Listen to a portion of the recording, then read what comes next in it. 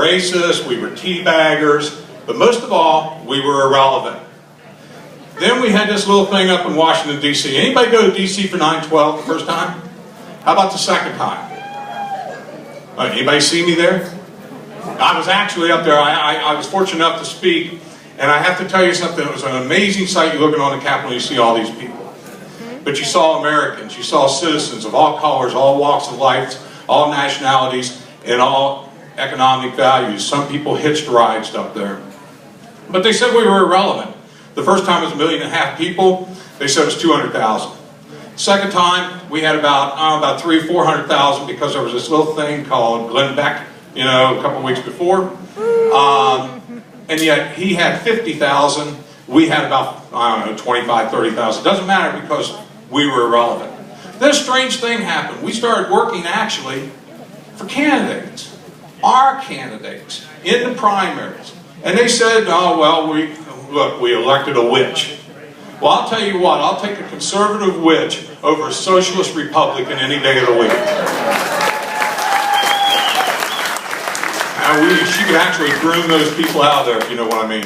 Anyway, now the other thing, you know, we didn't win every race. But something happened. I don't know, in Florida, what, we flipped 4 seats? Let's do a little word association game because this will fire them up, I think, Captain. When I tell a name, I want you to give me your response. Barack Obama. All right? Nancy Pelosi. Harry Reid. Scott Walker. How about Alan West? Rick Scott.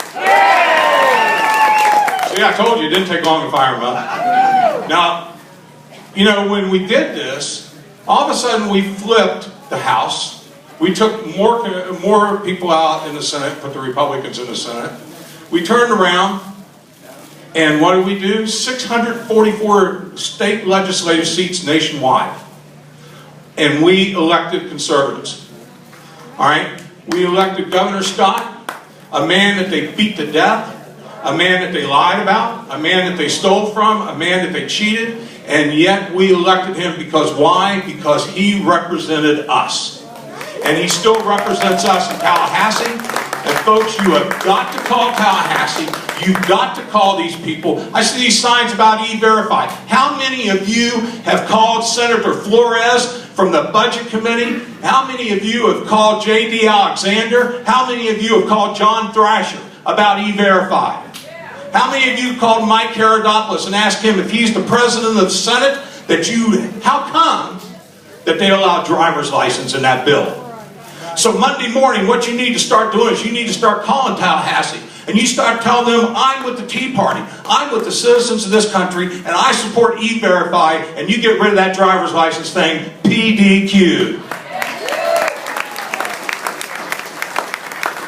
The other thing I want to tell you, how many people called Washington, D.C. during health care debates? Every time. You all called. Look at all your hands. This E-Verify is important. Now, we didn't win that health care debate yet, because we were irrelevant. But I'm going to make it easy on you folks. I'm going to put an end to this class size amendment thing right here and now. I think we have over 25 or 50 people. If you call Washington, D.C., you don't want to call every individual senator's number or congressman's number. It's really difficult. You know what I'm saying? You got to remember them, look them up. I'm going to teach you something, and right at the end we'll have a review. Call the Capitol switchboard. Dial this number, 1-877-SOB-USOB. I will guarantee you, and you think I'm kidding, try it. You get the Capitol switchboard in Washington, D.C. Somebody knew what was up when they put that sentence in there, let me tell you. So now, I want you to do that. You put that into it, and when you see something not right, you call them up, you ask for a certain one because it gets recorded there, and it also gets recorded in that particular congressman or senator's house. Just remember that. There's going to be a test at the end of this little speech here. All right, so we were irrelevant. But all of a sudden, the Democrats are talking about the Tea Party. The Tea Party this, the Tea Party that, the Tea Party this, the Tea Party that. One problem. Anybody watch the RNC elections in Washington, D.C.? Anybody listen to Michael Steele when he was talking about the elections? Or any of the other RNC members up there talking about the elections? Did you hear them once mention the Tea Party? No. One time did you hear them mention the Tea Party? So according to the RNC, the Republican National Committee, we are irrelevant. Now, when we did the RPOF, I read all the speeches. I listened to a lot of the video and the audio on it. Did you hear the Republican Party of Florida one time, except for Joe Reuters? Where's Joe? Joe Reuters? I'm sorry. Where's Joe? Well, see here, I give him some, I prop him up a little bit and he takes off. Anyway, he was the only one that mentioned it, but no one else mentions it. They still don't mention it. We were irrelevant. We got another election coming up. And now all of a sudden, no offense, Jeff, all right, we got candidates who want to come to our tea parties. All right? We got candidates who want us to work on their campaigns. We must be relevant. Don't you think?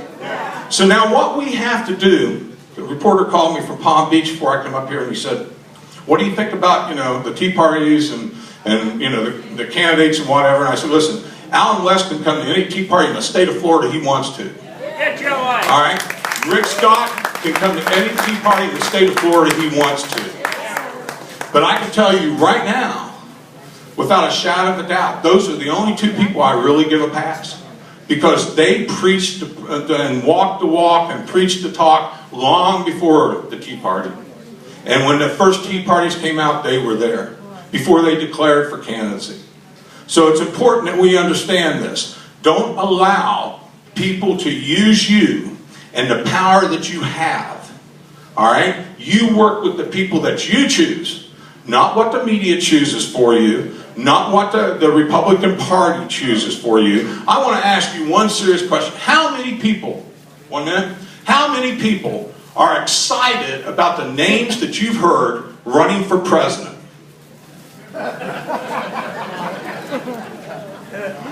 We got problems. How many people are excited about the people that you hear running against Bill Nelson for the United States Senate? Yeah. Who do you like? We've got to beat Obama. We can't stand 4 years of that man. We've got to take over the Senate. I don't care how we do it. The only one that I think will light a fire is Chris Christie. All right? And I think Alan West will do a really good job with him. We need some straight talkers, and we don't need Donald Trump. I'm sorry. All right? And there's a lot of people we don't need, but we got to find somebody that when that person's name's mentioned, our butts come up out of that seat, folks. All right? So now that's what you guys got to do as a group. Who do we want? Who can we go get? The phone calls that we can make. You got to be passionate about this. We've taken for granted the fact that we have control, that we've won elections, but the job's not over. We have to, we must, for the sake of our country and for the sake of our children, light a fire back underneath the people. And instead of having 700 people here or 600 people, you need 2,000 or 3,000 people. You need signs at every street corner. I don't care if it's illegal. The code enforcement guy, he's got nothing to do. You're paying his wages anyway, nailed up on the daggone pole. Okay? Put the signs, put the flyers in the bars, put the flyers in your churches, put the flyers in the grocery stores. Get this word out that you are taking your country back, and you are going to take it back once and for all in 2012. One last thing, we got a quiz. What is that phone number, everybody? Just like my wife's third grade class. Thank you very much. God bless you, and thank you for having me. Robin Stoneman, everybody.